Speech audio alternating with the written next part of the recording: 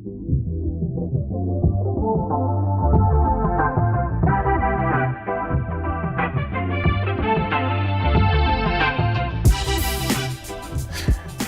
love these on-air audio checks. It's awesome.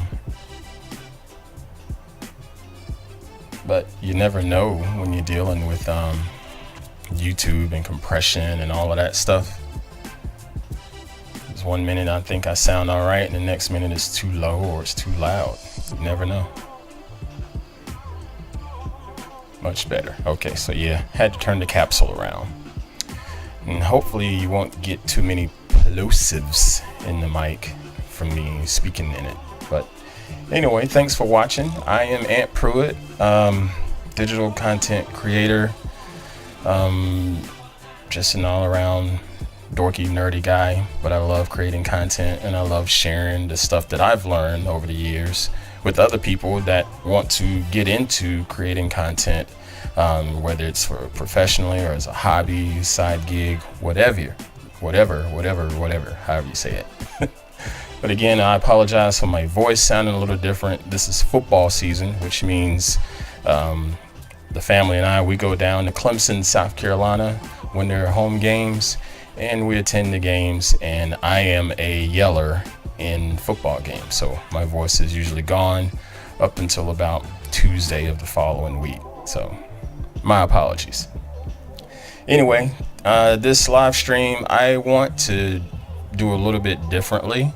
In a previous video, I discussed that I was going to do little tutorials about getting into After Effects. I've gotten a couple of requests about it, and people ask how I would do this graphic and that graphic and so forth. And I tell them, yeah, it was After Effects. But when you say After Effects to people, they wig out, because After Effects is a massive program. The best way that I like to describe After Effects is just comparing it to the photography world. In photography, you have Lightroom. Lightroom allows you to do contrast, saturation, exposure, yada yada yada, to edit your photos. But then you take it into Photoshop, and Photoshop allows you to do all of that Lightroom does, and then some. It allows you to manipulate things and mask things out and just totally change your image. That's how After Effects is, but for video. It allows you to put graphics and things like that on your video, as well as huge 3-dimensional graphics. And you can even do some video manipulation within After Effects. So it's a really robust application. And if you could dive into it and just get started with it, it can really help amp up the quality of your videos, because you can add different types of little tiny effects to set you apart from what other people are doing with their videos. With this particular series, I'm going to take it really slow, okay? Because when I got started with After Effects, I felt like all of the tutorials and things that I watched and read, I thought they were a little too fast. So I'm going to slow things down, and hopefully it'll help whoever decides to watch this video. Hopefully it helps you out to be able to dive into After Effects. My first disclaimer: if you don't have 16 gigabytes of RAM on your computer, there's a lot of things you're not going to be able to do. I mean, you can do it, but it will really beat your computer down if you don't have enough memory on your computer. So you can get away with 8 gigabytes, but I don't recommend it, and I don't even think Adobe recommends that. So if you got 16 gigabytes of RAM, you should definitely be fine. 8 gigabytes, you can work with it, but just expect things to be a little bit slower for you. All right, so I'm gonna go ahead and open it up, and we're gonna take a look at it. Let's see if I can figure out how to switch my screens here. So as you open it up, it brings you to the typical Adobe splash screens, and you can see where I've been working on a few projects here recently. Or you can just go ahead and start a new project, and that's what we'll do now. So we'll just do a new project. And again, if you folks have any questions watching this, just ask. If you're in the chat room, just ask them there, and I'll try to answer them as best I can. All right, so this is the main screen of After Effects, and like any other Adobe application, you can manipulate these windows to suit your particular needs. You know, some people will move this panel over to here or something like that. I'm not going to do that.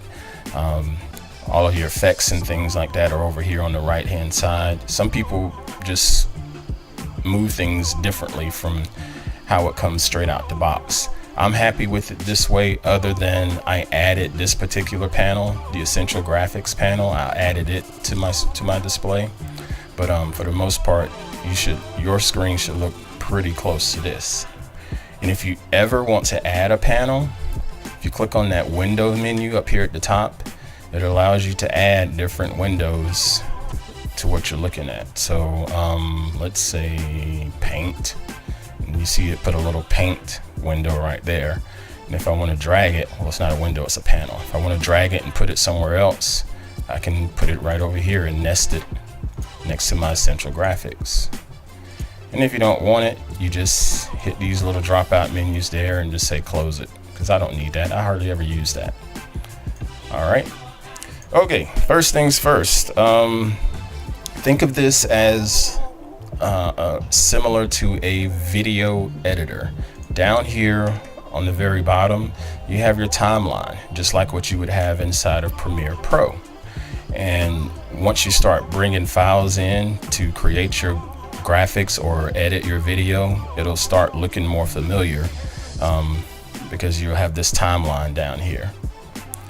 Over here on the left hand side, you have your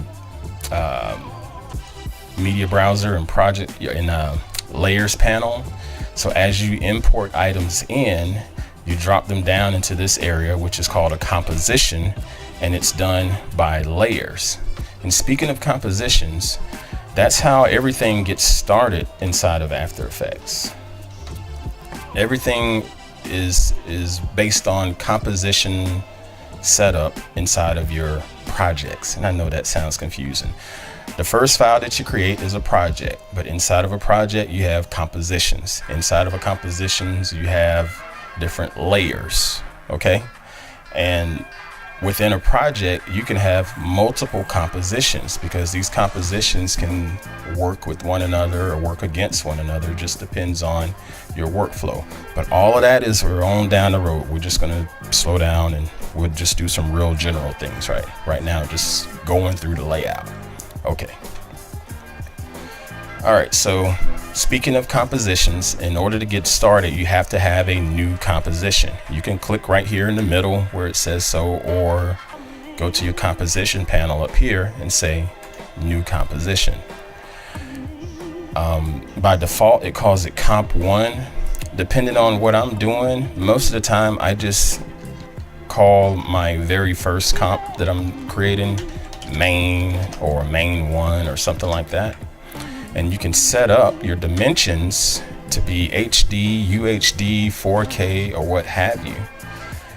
About 90% of the time, I create my graphics in UHD or 4K because you're going to get a much higher resolution, and you can still use these graphics on top of a piece of HD footage, and it'll look really good. You just have to scale it down, which is not a big deal. Then the frame rate right here, always do these at 60 frames per second instead of your typical 24 or 30 frames per second. By setting it up at 60 frames per second, the graphics will look a lot smoother going across your video that you're playing. Even if your video is set to 30 frames per second or what have you, these will still work at a higher frame rate embedded on top of whatever video that you're going to use these on. This section here, resolution, I set it to half, because what that means is, how is After Effects going to allow you to view your project while you're working on it? I think setting it to half or a little bit lower is a lot better on your computer. If you set it to full resolution, it takes a lot of processing power. So just set it to half resolution and you'll be fine, because you're just previewing it at a little bit lower resolution, but it's not going to be the final resolution that you output. And then down here, this is the timer as far as how long is your particular composition or graphic going to be. Most people set theirs up to be about 10 seconds long. I've found that to be a little long, so I go anywhere between 4 and 7 seconds, and just leave it at that. But you can make that as long as you want. I mean, you can make that to be days if you want to, but nobody's going to do that. And then you have this background color. The background color is sort of up to you. 9 times out of 10, I leave it at black, because the graphics I use are usually just overlays, so a black background works fine as far as giving me an idea of how things will look. If I'm going to use a white background, I'm typically going to use it as like an intro. The graphic would be like an intro sequence, similar to how if you've seen some of my videos, I have this swirling A and P that pops up on some of my intros. I did that based on a white background to give me a better look and feel. But for right now, we'll just use black. And after that, you just click OK, and that creates your first composition. Now you see over here in this project panel, your composition is listed right there. Okay. Now, when you're ready to start working on things, you can either import graphics or you can start just creating things from scratch. First thing I'm going to do is just import something from, let's say we're going to make a social media lower third. So I'll just double click here to import a graphic. And let's say we're going to make a Instagram lower third, something that says, hey, make sure you're following me over on Instagram or something, you know, you've seen them. All right, so let's see here. Go back to my computer. There we go. So I've imported this Instagram logo into the project panel. And now when I'm ready to work, I need to drag it down to this timeline area inside of my main composition. Okay, so I just drag it all the way down and just drop it there. Okay, so now that it's here, I can manipulate this graphic however way that I feel like it. I can drag it around on the video that way, move it here, move it there. If I want to make it smaller, I can use those little corner pins like that and just do whatever. Of course, I don't want to do that. Whoops, wrong button. So I'm going to undo. When it comes to sizing and scaling, I much rather use the tools that are built in over here inside of the layer panel. Okay, so right now is when you want to get your notebook, because inside of this layer panel, you have several different shortcuts that will allow you to speed up in this workflow here. So I'm going to go back and show you the layer panel, and we're just going to look at the Instagram logo. If we want to scale this little logo up and down, you press S on your keyboard and you'll see you now have this scale option right here. And you see it's set to, it's linked in, it's linked together as far as the width and height. If you unselect that, then the width and height won't be linked, okay? But I do not suggest unlinking that. And if you want, you can just scroll right and left with your mouse, and that will scale it to however you want to scale it. And that's one way. Now remember, previously I said that this area here is a timeline. You notice you have all of these little indicators up here. This is 1 second, and this is 30 frames, 15 frames, so on and so forth. Remember, we set this composition up to be 60 frames per second. So of course, half a second is going to be 30 frames. 1 second is going to be 60 frames. But don't worry about frame count. Just know that you have your time indicator right down here in the bottom. Okay. And as you click on your layer, you'll notice this little bar right here, because that's what your actual asset is inside of the timeline. You can move it around and drag it and trim it, make it shorter or anything like that if you want to. Just depends on what your particular plan is for your composition. Right now, I'm just going to leave it as is far as the duration of this timeline. Okay. All right. So now back to our shortcuts over here. So we said S allows you to scale your icon that you're working with right here. And when you're done scaling it, excuse me, you just press S again and it goes away. What if you want to change the position of this? You know, previously I said you can just drag over here inside of your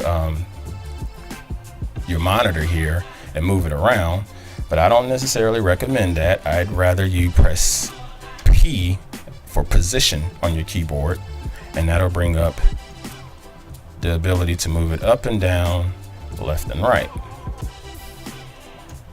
And if you get to a point where you're like, oh, I just want to take it back to wherever it was, you can just right click and say reset, and that takes it right back to where it was, which in this case is somewhat centered.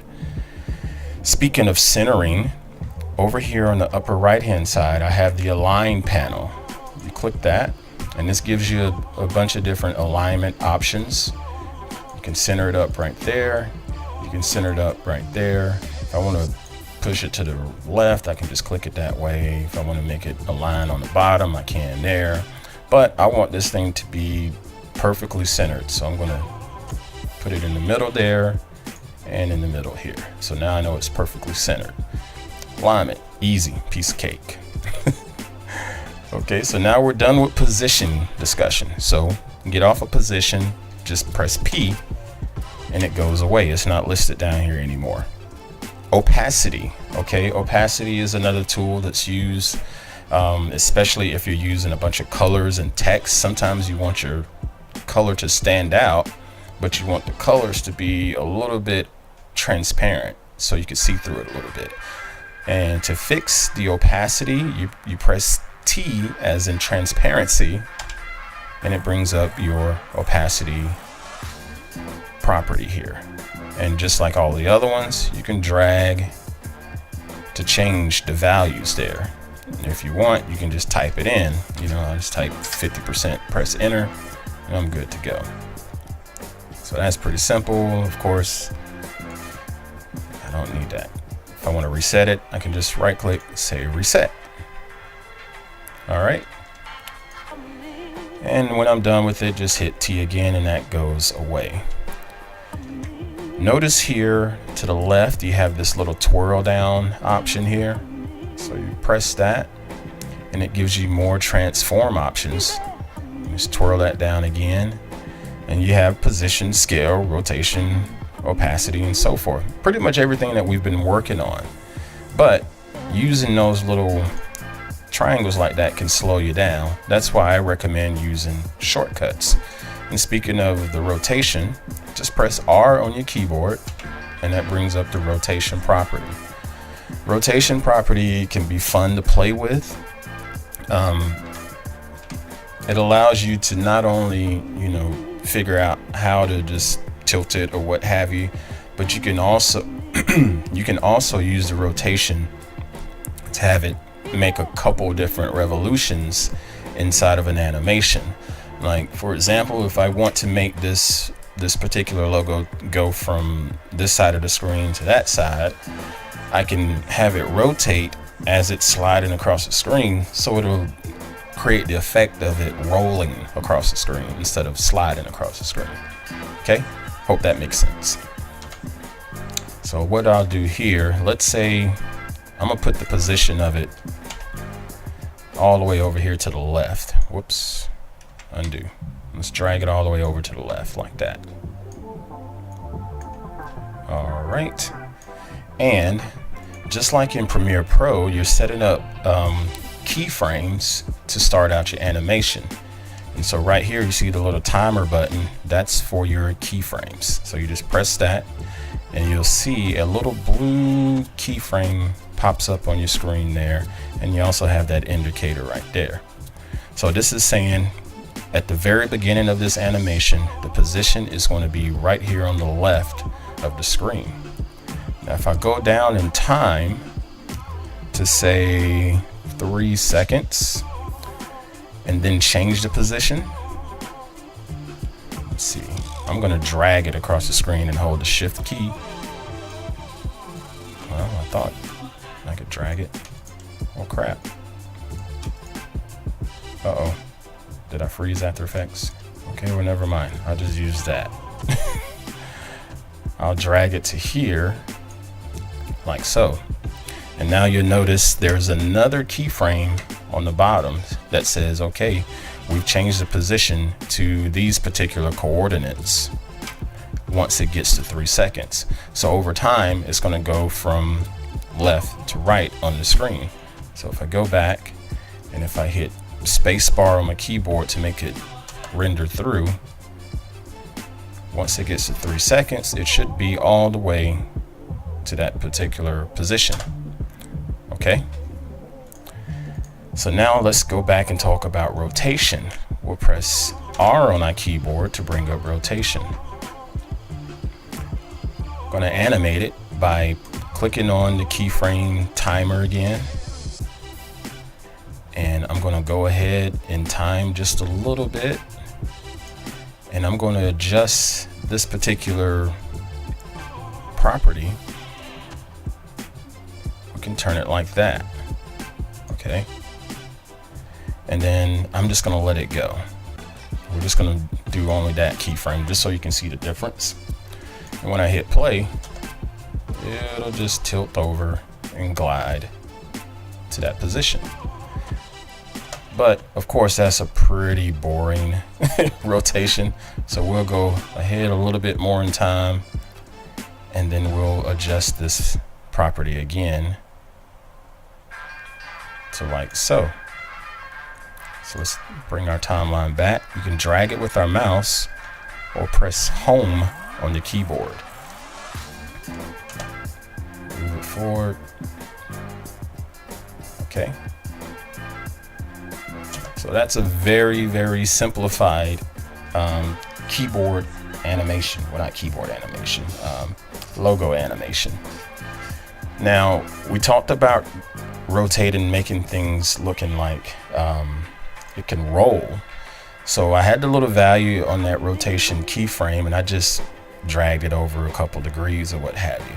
But if I wanted to make a full revolution, there's a property right there next to that value where you can just type in 1 for 1 revolution or 2 for 2 revolutions. So let's take a look at that on the screen here. Okay, so let's go ahead and clear out these keyframes here. So just highlight them and just delete, highlight and delete. So we're still on rotation, but I want it to have a full rotation at about 30 frames. So right here, I will type 1 and enter. And then I want it to do another rotation right about here. We'll say 2, like so. And then when we get to the final one, we'll do 3, like that. Okay, so now we'll go back and we'll hit space on our keyboard to make it play through. It rotates and then it stops.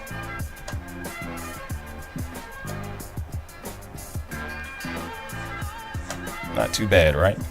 Now, from a system resources standpoint, I want you guys to see how this is going. Let me see. I need to shrink this window down a little bit. Okay.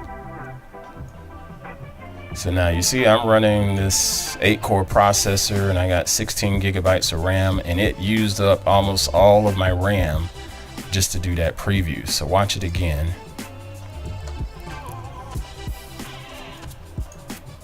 And it used 11 gigabytes of RAM just to do that. So it's in your best interest to have some pretty good horsepower on your computer if you're going to use After Effects. This is really, really powerful. Okay, so now we've talked about the different properties inside of the panel here. Do you have any questions in the chat room? Mr. Rice. Okay. where you get the icon with social media inserted, like YouTube, Instagram. Okay, that is a good question. And I simply just went to Google and typed in Instagram PNG or YouTube PNG. I did that for a bunch of different icons. And you don't have to worry about royalties 9 times out of 10 when it comes to using these icons, because even if you go to the Instagram site, they usually have an option on their page to say, hey, you can use these assets for your marketing campaigns, yada yada yada. But I just go ahead and search Google, just put in youtube.com or just put in YouTube PNG file and pull up something and see if you like it. Make sure it's a pretty large file. Make sure it's not something that's 200 by 200. I recommend at least 800 by 800. If you can go even larger, that's better. I think I have one that's like 2000 by 2000 because it looks so much better when you have more resolution to it. And if you want to scale it down, it's not hurting anything. You'd hate to be in a situation where your file is too small and you go to scale it up to make it fit for your project and it looks really bad. So try to find as high a quality as you can, anywhere between 800 by 800 and 2000 by 2000 if possible. Okay? And just save them somewhere on your computer. For me, I just made a folder that I go to all the time inside of my footage folder right here. And it's just called emojis and social icons. I use these things all the time. Right there. And it's totally random stuff. I even have Bitmoji things in there that I've created from my phone. Here's a drone logo that I created. Patreon, antpruitt.com/Patreon. iTunes, they're all out there, and you can just download them and just save them to your computer and use them at your discretion. All right, what else did I want to share? Compositions. Okay, so with compositions, remember I said that you have a project file, and inside of your project file you have different assets, whether it's your little social media icon, whether it's a piece of video footage, whether it's a photo, what have you. Okay, and then all of those assets, you can drop them into a composition inside of your project. Okay, and then you can take your composition and put it into another composition inside the same project if you want, or you can just make multiple compositions that all sort of work hand in hand inside of one project. I wish I could draw out the hierarchy on this thing, but it's almost like it makes me think of object-oriented programming, if anybody is used to writing code, because you can reference certain things inside of your project to do different things based on how your compositions are set up.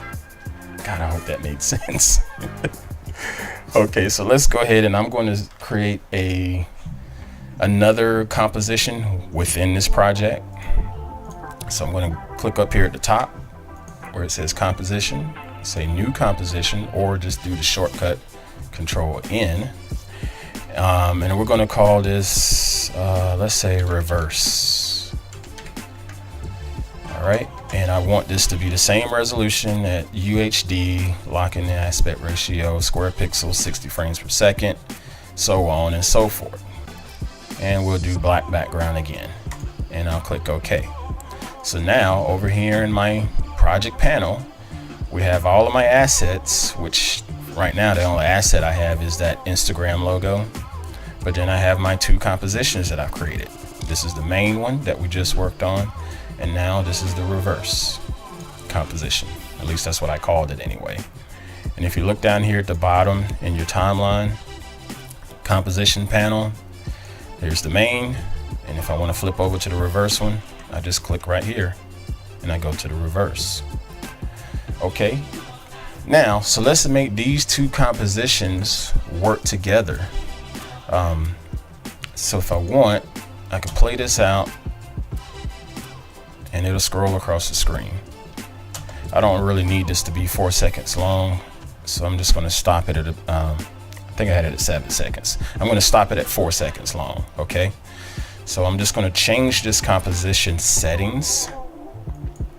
I hit the composition menu, composition settings, and instead of it being 7 seconds, let's make it 4 seconds. Don't need it to be that long at this particular point, like that. Okay. And now on the reverse one, I'm going to leave it at 7 seconds for now. Okay. But the trick we're going to do is take the main composition up here, and I'm going to drag it down into this reverse, like so. Okay. And you notice it now has a little bar right here. And I'm going to duplicate this by doing, I think it's Control D, or I can just go up here and say layer. And oh, I thought duplicate was under the layer menu. Oh crap. Oh, there it is, under file menu, edit menu. Control D to duplicate it. And then I'll just rename this one and just say main 2 or something, just so I'm not confused. And I'm going to, what I'm hoping to do is allow the main composition to play through right here, and then make it go back to the other side of the screen. Okay. So for this particular one, we're going to put an effect on it. And we're just going to right click on it, go to time reverse layer. So in theory, what should happen is it's going to go across the screen, and by the time it gets to the end of this main composition, it's going to go back the other way. So we'll hit play, going across, and go back the other way. But there's a problem. It ran out of time. I only had 7 seconds in this composition. So I needed to add some additional time to this reverse composition. 7 seconds isn't enough, so you just go to composition settings, change the duration. So let's make it 10 seconds. So now when I hit play, it should go all the way through and go back. Much better. Still ain't perfect. Put a little more time on it. Let's make it 14. And we'll scroll out. Play.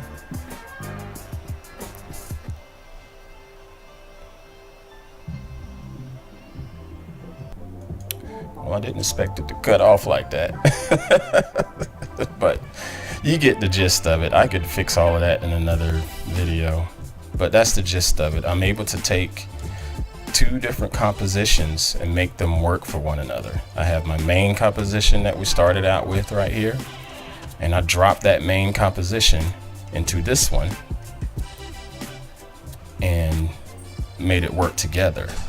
Now, if I wanted to, I could have done pretty much the same thing over here by creating new keyframes, but that would have been a lot harder and take a lot more time. So it's a lot easier to just take your compositions and dump them into another composition if you need to, and just do a time remap the way I did. And if you have issues with how the main composition is performing over here, say like I didn't want that slide to happen, I wanted it to keep rotating. If I happen to just double click right here, it's going to take me back to the main composition where I was building it up. So I can go back over here and just give it another rotation if I want. say 5, like that. So now we have another keyframe added right there to this timeline. Okay, and of course we need to render it out, make sure it keeps going. There we go. So if I popped over to the reverse composition, hit play,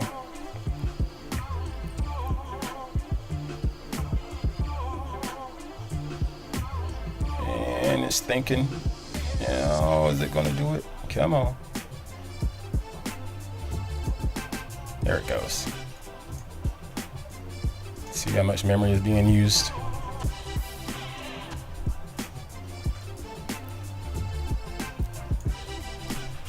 Yeah, normally it doesn't crawl that much for me, but that's how that goes. All right. Okay, so that's the gist of getting started with After Effects. Is projects, asset files, compositions, and making those compositions work together.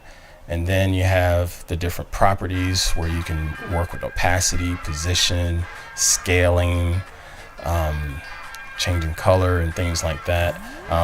You can even do additional, let me show you one more thing.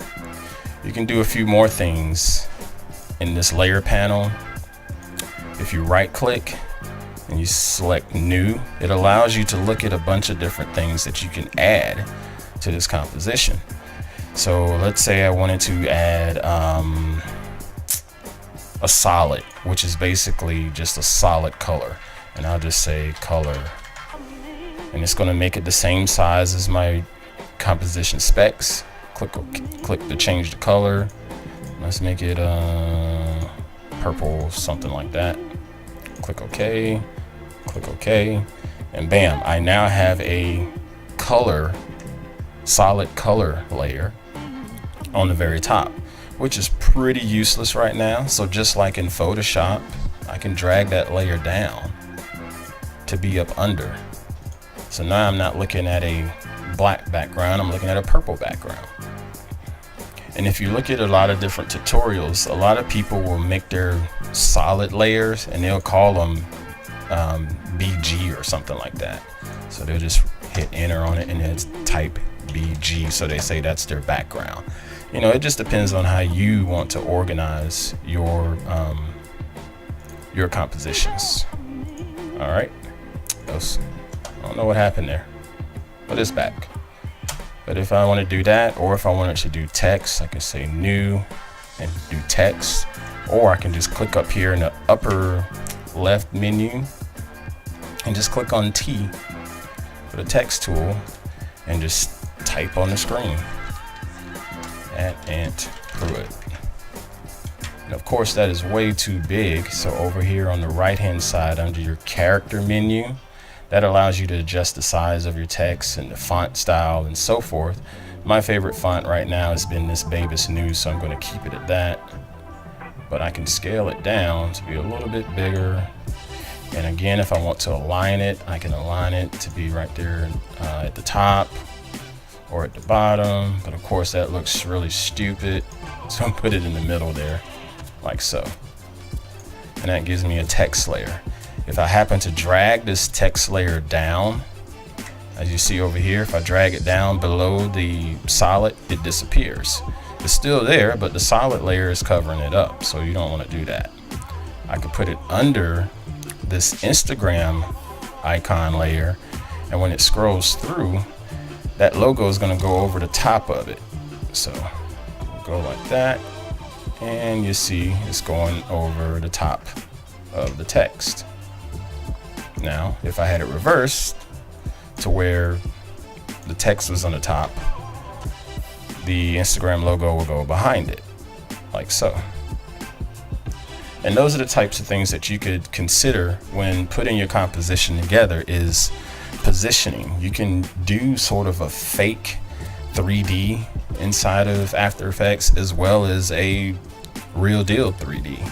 I can make this text three-dimensional if I want. I won't get too far in depth in with it, but there's a little icon right here to make it a 3D layer. and that allows me to position this text on a 3D axis. So if I hit P, not only can I move it up and down, but I can move it back and forth like that in space. Up, down, left, right, all the way close to me, all the way back. And all of those different properties come in handy depending on what you're trying to do with your graphic. All right, any more questions? Hopefully all of this stuff made some sense to you guys. Appreciate you all watching me, and I hope this fine Labor Day is treating everyone well. It's the day of rest, day off kind of thing, or what have you. I got stuff to do, and I'm totally fine with just getting some work done on Labor Day. No biggie. But if you don't have any other questions, I'll go ahead and sign off.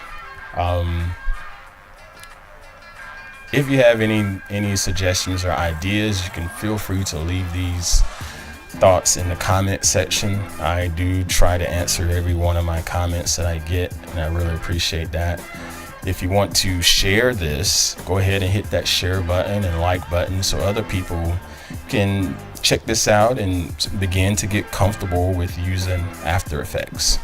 I want to try to do something like this every single week. I may not do it as a live stream, if you will, but I'm going to put a playlist together. This is going to be chapter 1, if you will, as far as getting started with After Effects. And as I said at the beginning of this stream, I'm going to take it really, really slow because I don't want to overwhelm people with too much information. And hopefully this allows you to be able to hit pause and go back. All right. Well, thanks again for watching, Joshua, and everyone else that popped in and out. I really appreciate the support. Feel free to hit the subscribe button again and pass this along and share it with others. If you haven't signed up with my Patreon squad, you can do that if you want. If you can't do that, it's totally okay. But I would ask you to just hit the share button and share this with someone else. That really helps me out. All right, folks. Get out there, have yourself a good rest of the day, evening, wherever you are in the world, and keep creating and dominating. And I'll catch you guys on the next video. Y'all take care.